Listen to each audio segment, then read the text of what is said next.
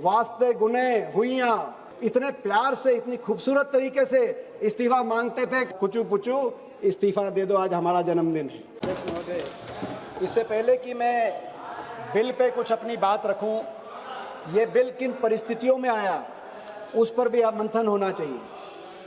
जिन परिस्थितियों में बिल आया है वो साबित करते हैं कि ये बिल सरकार ना तो मन से लाई है, ना दिल से लाई है, ना दिमाग से लाई। क्योंकि सरकार का मन तो युवाओं की आवाज दबाने का था, छात्रों की आवाज को कुचलने का मन था। लेकिन जब पानी नाक तक पहुंच गया, जब सरकार को यह समझ में आया कि अब सिंहासन डोल रहे हैं, जब परिस्थिति और नैरेटिव, क्योंकि ये सरकार नैरेटिव की सरकार है, और जब नैरेटिव आपके नियंत्रण से बाहर हो गया, तब जाकर सरकार ने आनन फानन में इस बिल की भी घोषणा करी, एक कमेटी, नंदन नीलेकानी की कमेटी की भी घोषणा करी। प्रधानमंत्री जी भी तब इंस्टाग्राम पे आए और तब इस्तीफा भी हुआ। लेकिन मन से बिल नहीं लाई और सोच के भी बिल नहीं लाई, क्योंकि इसके जितने प्रावधान हैं उन प्रावधान का हमारे मायने में कोई अर्थ नहीं। कानून तो 2024 में भी बना था, इसी तरह का कानून था, उसमें सजा का प्रावधान थोड़ा आपने बढ़ा दिया। कमेटी तो 2024 में भी बनी थी, डॉक्टर राधाकृष्णन की कमेटी, जिसकी आपने परवाह करी नहीं। अब नंदन नीलेकानी की आपने हाई पावर कमेटी बना दी। क्या किया आपने? क्या फर्क है? थोड़ा सा सजा बढ़ा दी। दूसरा क्या फर्क है? आपने कहा फास्ट ट्रैक कोर्ट होगा। यह भी एक नया जुमला है बीजेपी का, fast track court. Fast track court मैं बताना चाहता हूं कि देश में 800 फास्ट ट्रैक कोर्ट अब चल रहे हैं, 800 फास्ट ट्रैक कोर्ट, जिसमें 2.5 लाख केसेस पेंडिंग हैं। और पेपर लीक के मामले में भी दिल्ली हाई कोर्ट ने राउज एवेन्यू कोर्ट को फास्ट ट्रैक कोर्ट बना दिया, जिसमें आपका सरकारी वकील तक भी आपने पहुंचाने का काम नहीं किया। ये जुमला है फास्ट ट्रैक कोर्ट। आपने कहा कि अब जांच 60 दिन में करेंगे, ये नया प्रावधान आपने कर दिया। कैसे करेंगे? सीबीआई करेगी।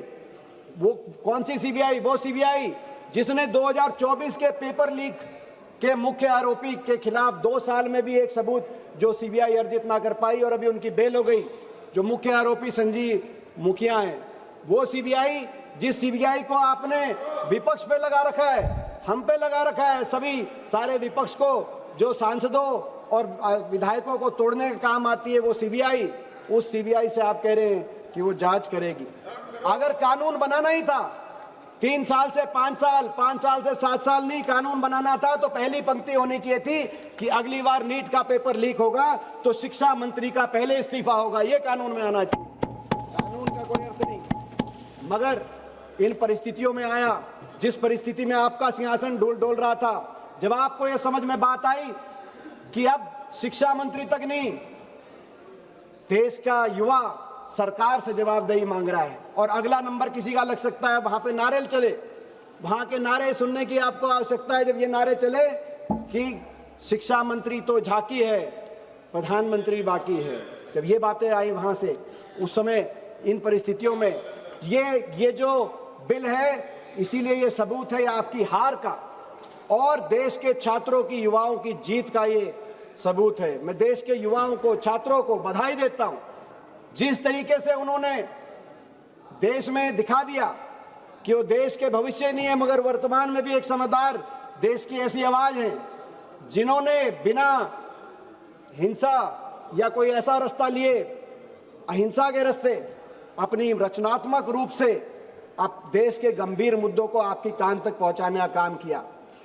आपने देखा उनके हाथ में पत्थर नहीं थे, उनके हाथ में संविधान था, उनके हाथ में एक टेलीफोन था जिससे किसी ने रील बनाई, किसी ने मीम बनाया, किसी ने गीत गाया और उन्होंने दिखा दिया कि हमारे प्रजातंत्र में सवाल पूछने वाले देशद्रोही नहीं लेकिन प्रजातंत्र के प्रहरी हैं। उन्होंने बता दिया, उन्होंने दिखा दिया। आज ये चर्चा इस बात का सबूत है कि देश की युवा पीढ़ी ने, जेनजी ने ये दिखा दिया कि देश में, प्रजातंत्र में असली मालिक, प्रजातंत्र में जनता है, प्रजा है, राजा नहीं। असली राजा प्रजा ही है, ये दिखा दिया।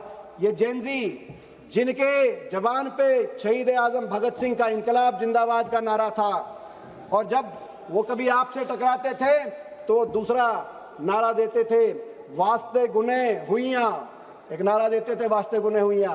आपको समझ ना आए तो आप घर जाके गूगल पे आप सर्च कर लेना ये क्या नारा है।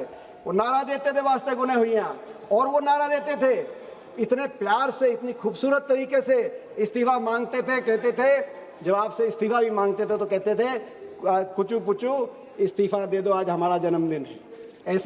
ऐसी हमारा अगली पीढ़ी, हमें गौरव है हमारी अगली पीढ़ी पे। लेकिन 12 साल की आपकी सरकार के बाद हमारा भविष्य, देश का भविष्य, अगली पीढ़ी चौराहे पे आ गया। ये आपकी 12 साल की सरकार का रिपोर्ट कार्ड है। जिस अगली पीढ़ी के जवान पे जब चौराहे पे आया तो कहा कि सरकार में हमारा भविष्य चौपट हो गया। ये आपका रिपोर्ट कार्ड है। उन्होंने कहा कि हमारी शिक्षा व्यवस्था चौपट हो गई इस सरकार में, ये आपका रिपोर्ट कार्ड है। उन्होंने कहा परीक्षा व्यवस्था चौपट हो गई, ये आपका रिपोर्ट कार्ड है। उन्होंने कहा रोजगार व्यवस्था इस सरकार में चौपट हो गई, ये आपका रिपोर्ट कार्ड है। और आपका रिपोर्ट कार्ड ये है, इन 12 साल के बाद लोकतांत्रिक व्यवस्था भी चौपट हो गई, इसीलिए देश के भविष्य को चौराहे पे आना पड़ा। लोकतांत्रिक व्यवस्था चौपट हो गई आपके समय। जिस व्यवस्था में संवाद का स्थान होना चाहिए, अकाउंटेबिलिटी की बात होनी चाहिए, संवाद का कोई स्थान नहीं बचा। जहां बातचीत की बात होनी चाहिए थी वहां बैरिकेड, कोई भी वर्ग अपनी बात उठाता है। और जब अकाउंटेबिलिटी की बात होती है तो आपके मंत्री कहते हैं हमारे सरकार में इस्तीफे नहीं होते। कोई कितनी बड़ी गलती करे लेकिन इस्तीफे नहीं होते। बिना अकाउंटेबिलिटी के लोकतंत्र नहीं चल सकता। और आपने कैसे हैंडल किया? वही ऐसे हैंडल किया जब आपने किसान आंदोलन में, जो हमारी बेटियां बैठी थी पहलवान, उनके आंदोलन में और बाकी हर आंदोलन में आपने उसी रूप से इस आंदोलन को भी, जब हमारा देश का युवा निकला तो आपने क्या किया? टूल किट उनके ऊपर, वही टूल किट बीजेपी की।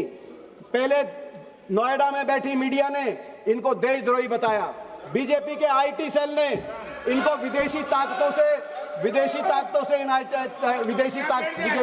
से उनको प्रेरित बताया।